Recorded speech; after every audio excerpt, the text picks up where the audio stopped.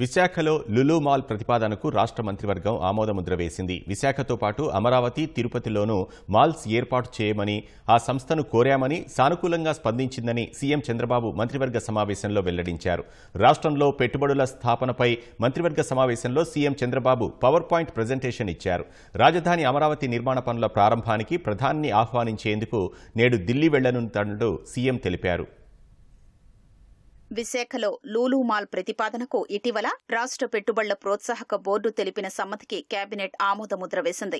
ఏపీలో పెట్టుబడులు పెట్టేదే లేదని వైసీపీ హయాంలో తేల్చి చెప్పిన ఆ సంస్థ కూటమి ప్రభుత్వంపై ఉన్న నమ్మకంతో మళ్లీ రాష్ట్రానికి వచ్చేందుకు అంగీకరించింది. స్టార్టప్ పాలసీకి కేబినెట్ పచ్చజెండా ఊపింది. విద్యార్థులు ప్రారంభించే సంస్థల్ని ప్రోత్సహించేందుకు, ఆర్థికంగా చేయూతనిచ్చేందుకు స్టార్టప్ ఫండ్ను ఏర్పాటు చేయాలని నిర్ణయించింది. స్టార్టప్ ను బట్టి 2 లక్షల నుంచి 7 లక్షల వరకు సాయం అందించే అవకాశం ఉంది. రాజధాని అమరావతిలో రతన్ టాటా ఇన్నోవేషన్ హబ్ ను 5 ప్రాంతీయ కేంద్రాల్ని ప్రభుత్వ, ప్రైవేటు భాగస్వామ్యంలో ఏర్పాటు చేస్తారు. అమరావతిలో ఏర్పాటు చేసే ప్రధాన కేంద్రానికి రాష్ట్ర ప్రభుత్వం 50 కోట్లు మ్యాచింగ్ గ్రాంట్గా ఇస్తుంది. ప్రైవేటు సంస్థలు 50 కోట్లు పెట్టాలి. ప్రాంతీయ కేంద్రాలు ఒక్కొక్క దానికి ప్రభుత్వం 30 కోట్ల చొప్పున, ప్రైవేటు సంస్థలు 30 కోట్ల చొప్పున వెచ్చిస్తాయి.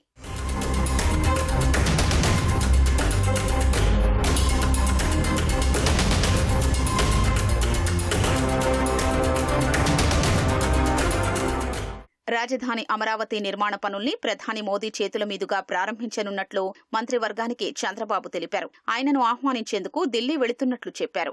రాజధానిలో చేపట్టబోయే వివిధ పనులకు కేబినెట్ ఆమోదముద్ర వేసిన వేళ అమరావతి ఏ విధంగా స్వయం సమృద్ధి ప్రాజెక్టో ముఖ్యమంత్రి వివరించారు.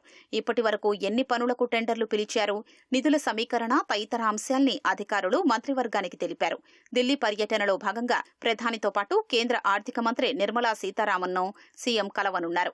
ప్రస్తుత ఆర్థిక సంవత్సరంలో వివిధ పథకాలు, కార్యక్రమాల కింద రాష్ట్రానికి పెండింగ్లో ఉన్న నిధుల జాబితాను ఆయన తీసుకెళ్లనున్నారు. ఆ నిధుల్ని వెంటనే విడుదల చేయాల్సిందిగా కోరనున్నారు.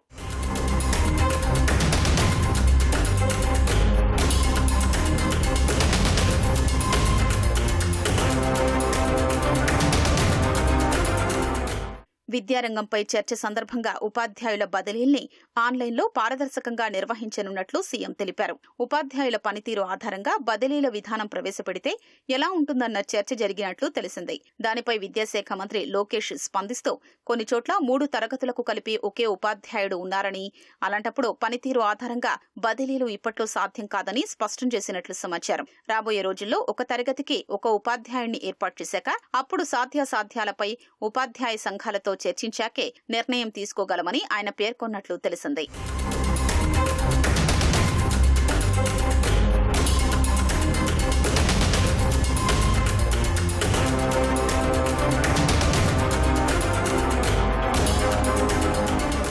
విజయవాడ నగరంలో భాగంగా ఉన్న తాడిగడప తదితర ప్రాంతాలతో గత వైకాపా ప్రభుత్వం మున్సిపాలిటీని ఏర్పాటు చేసి దానికి వైఎస్సార్ తాడిగడప మున్సిపాలిటీ అని పేరు పెట్టడంపై మంత్రివర్గం అభ్యంతరం వ్యక్తం చేసింది. వైఎస్సార్ పేరు తొలగిస్తూ నిర్ణయం తీసుకుంది. తాడిగడపకు వైఎస్సార్కు ఏం సంబంధం ఉందని ఆయన పేరు పెట్టారని, ప్రాంతాల ప్రాధాన్యత దెబ్బతినకూడదు కదా అన్న చర్చ జరిగింది.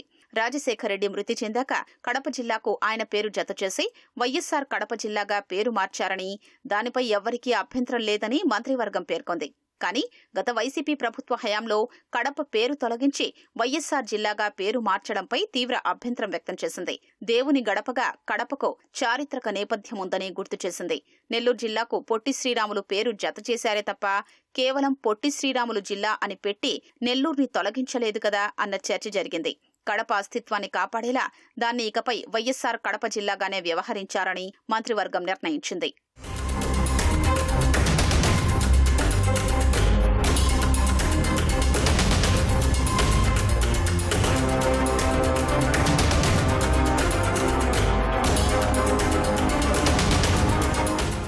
ఇండోసోల్ సంస్థకు సౌర ఫలకాల ఉత్పత్తి పరిశ్రమ ఏర్పాటుకి అనుమతి ఇవ్వడంపై మంత్రివర్గ సమావేశంలో చర్చ జరిగింది.